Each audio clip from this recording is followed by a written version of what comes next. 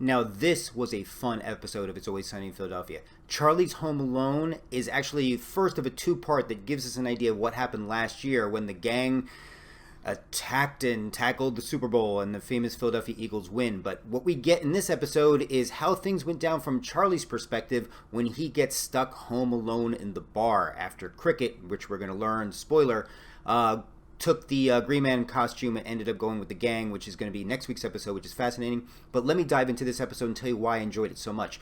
Let me get the highfalutin theories and concepts out of the way first. I love the fact that it directly addressed Charlie and how much of an imaginary world he lives in. This idea that, oh, well, I'm just going to be Kevin McCallister from Home Alone. We see very quickly how those types of things usually end up becoming a lot more dangerous to the person who's actually building them than to the person you're trying to inflict them upon, which again I'm assuming they were supposed to be representations of Joe Pesci and Daniel Stern, but really they just wanted a beer, surprisingly could understand Charlie's sign, and just kind of got out of the way. We essentially see the typical thing of what happens when people over-prepare and over-protect. A lot of times they end up becoming the victim of their own protection, which I love. Again, my hope is this wakes Charlie up with the idea of confusing the imaginary with the real, but it's Charlie. We know it's just not going to happen. I also love the way it addressed fan sacrifice. We as fans, no matter whether it's sports, whether it's geek stuff that we love, we always think that all these little things that we do are going to be a major factor. And I'm not here to tell people that they are or they aren't. But again, when you've got Charlie, eating a rat, you got Charlie drinking his own pee, when you got Charlie eating paint, and the bear traps and nail guns and losing blood, I mean, it really drove the point home. But the other thing I want to get across is, if nothing else you take away from this episode, is that Charlie Day is an amazing comedic actor, both verbally and the way he does physical comedy. I love him in It's Always Sunny in Philadelphia, but I would love to see him in a lead also in a television series, or a lead in a movie that wasn't that, was it 3 p.m., the one with Ice Cube, where that was, I'm not going to that.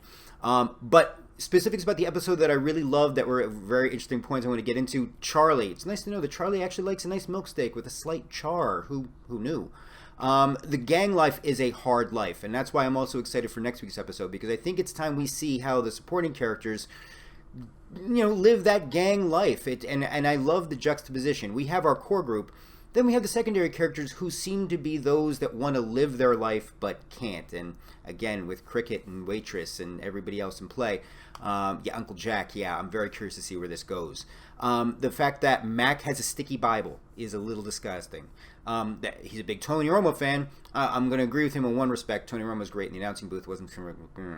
But I didn't realize that Mac was a once displaced Philadelphia Eagles fan. I thought that was very interesting. I also thought it was not surprising but still disturbing that Charlie would be obsessed with Dee's grandma panties, which I thought was odd.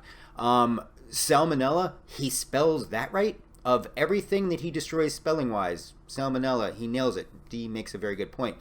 And as frustrating as Charlie can be, he takes it to a new level, but he finds ways to frustrate his own hallucinations, who just can't get across to him like, look, we're your creation. We only know what you know. And I just love the way the frustration can be like, dude, the lever is at the bottom of the bear trap.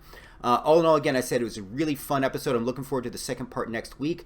But again, this was a perfect example of why I love the series so much.